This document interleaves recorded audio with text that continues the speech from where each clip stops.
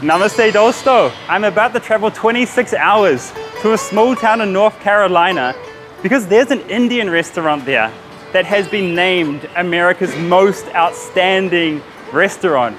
And I'm gonna give you an honest review of just how close to authentic Indian food this restaurant is in this small town in North Carolina.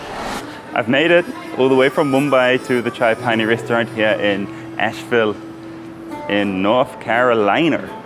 And man, this town is different. It's a very cute little beautiful town, very alternative, a little bit hippie, and a little bit of weird stuff happening on the streets, so quite a lot of homelessness. And this guy sitting in a bus stop, he's drinking. He stood up and starts yelling at me and like waving some signs of his fingers in the air. I don't know what that's called. Yeah, it was weird. So chalo, let's go inside and let's see just how authentic Chai Pani restaurant is, and let's see if it lives up to the name, okay? I'm in the queue now, and the people next to me, they have said that they've given me a great review. And I've got to show you guys this. Look, there's a queue. And it goes all the way around the corner.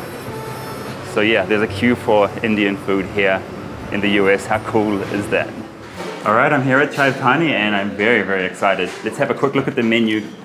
I'm hoping they haven't whitewashed the Indian food here for the American palate, which, as far as I can tell on this trip, is very salty and very, very sweet. And I don't say that in a bad way because I love it. Like, who doesn't love super salty and super sweet? But in India, I think we like salty food, but you have not been to America. These guys love salty food. So let's hope that it's authentic. Let's hope that there's no fusion business going on here. Indian food don't need fusion. I just want to eat authentic Indian street food. And from the people outside here, I mean, a lot of very nice people, they have been here before and they said it's incredible. It's amazing that this chef, the owner of this restaurant, he's from Mumbai, he's convinced white people or Westerners to eat some of these Indian foods, which is simply just hard to explain to people. Like, how do you explain what is sev potato dahi puri? Or how do you get Westerners to eat something like pani puri? Every time I've got a Westerner to eat pani puri, they have hated it. Pani puri is this green water. It looks like dirty water inside a shell, and you put it in your mouth and it explodes. But the spices are not what our palates are used to. So this chef has done an incredible job of getting Westerners to expand their horizons past butter chicken. That is what I'm trying to say. He's getting people to try these very niche Indian street foods. And these foods are quite rare to find outside of India. So we're going to try a few now and I'll explain to you what they are. We'll look at the price, we'll look at the quality, we'll look at how authentic they are. All right, the first item is here, and this is a mango lassi. It's 400 Indian rupees or $5 American. So let's see. You're off to a bad start. I hope this meal improves with the food which is coming now. I'm not getting any mango flavor.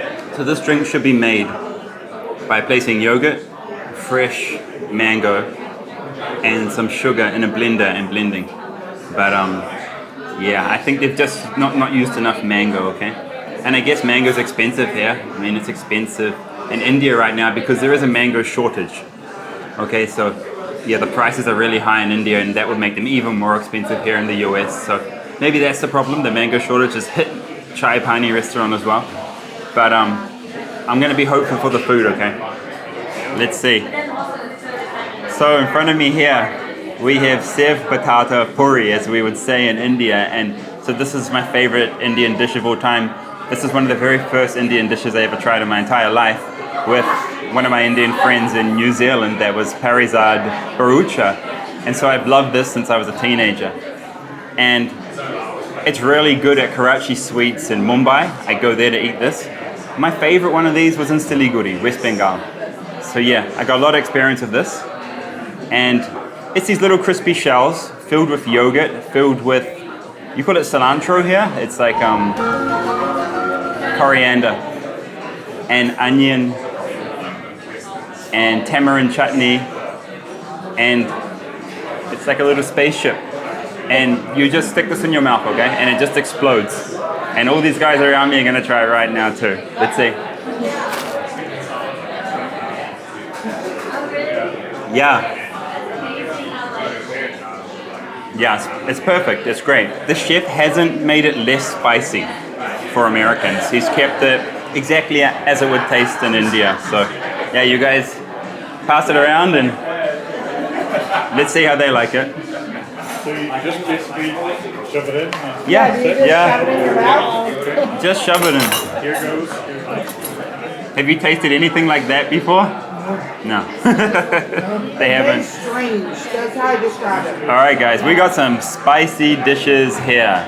So we have Bhel Puri here. This is just puffed rice with a ton of spices, a ton of tamarind, and these little kind of biscuits called sev. Kind of like potato crisps, but they look like noodles.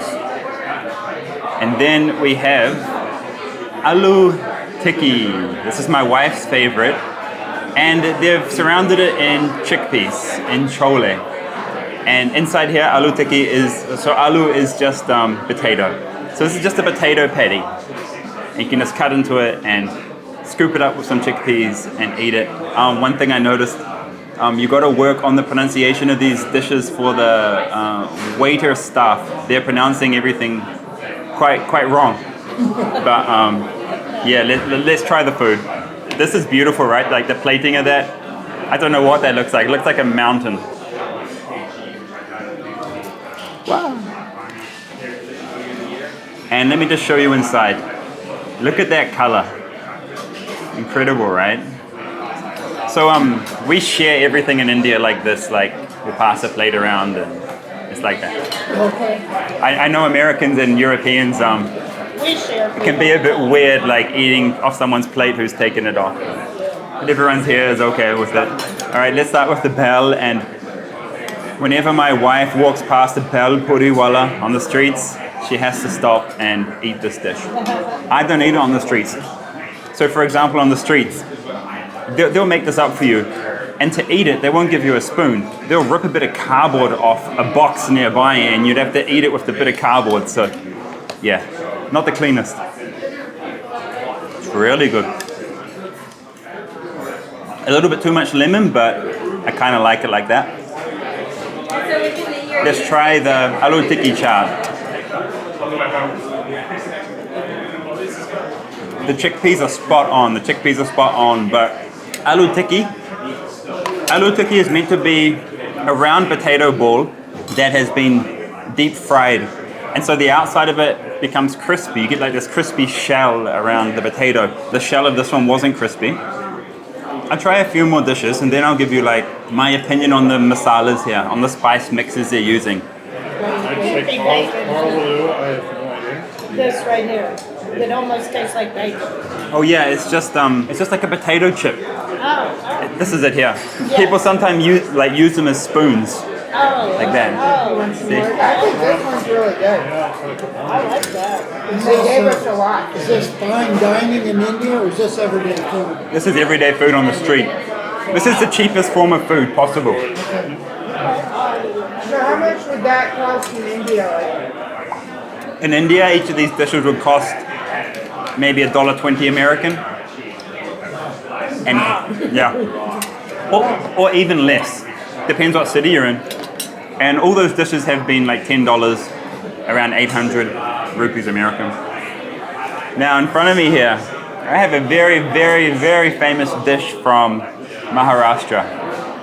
I think you guys will like this, so we'll need to order some more. This is a very, very simple vegetarian burger. It's just a bun. And inside you have this green chutney, and this is just mint chutney. And then you have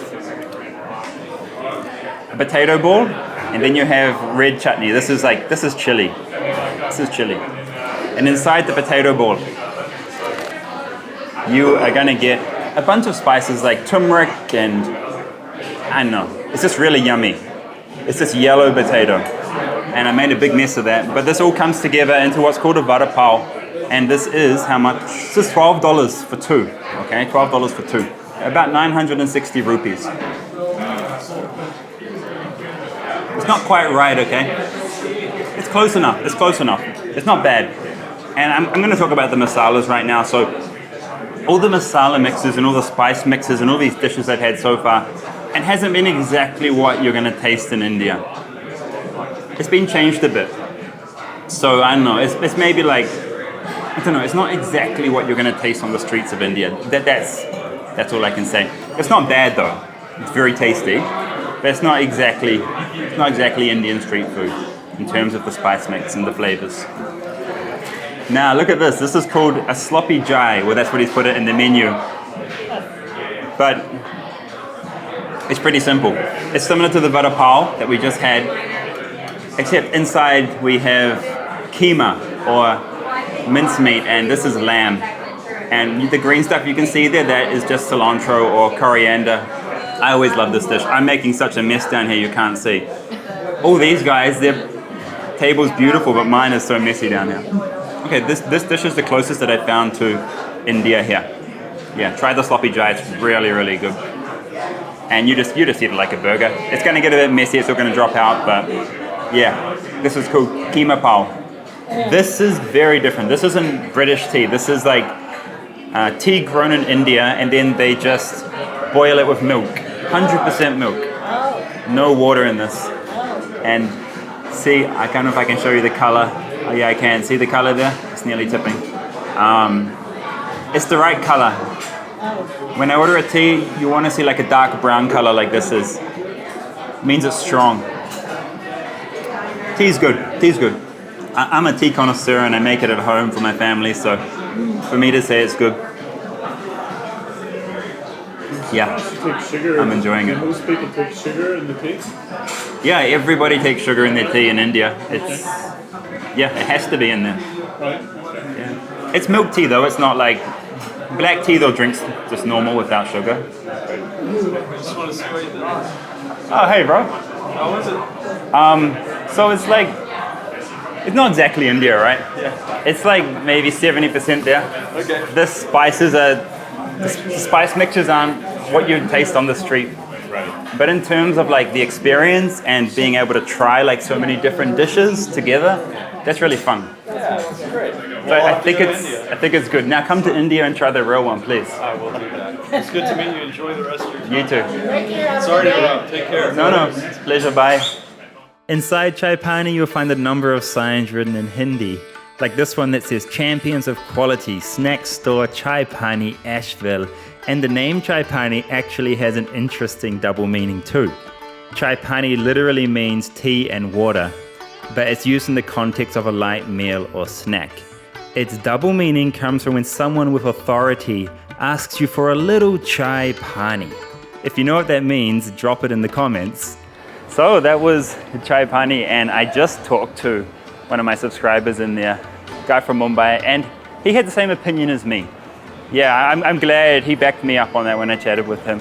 But in saying that, you can't deny that it's amazing to see a queue for Indian food in a foreign country, and to see all these Westerners eating Bhel, Puri, and Sev Patata Dahi Puri. Like, that's incredible.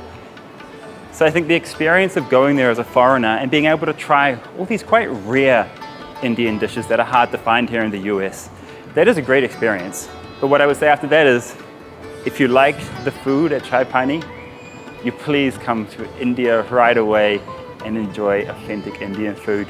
You are gonna absolutely love it and fall in love with India. And what I always say about India is, India will change you.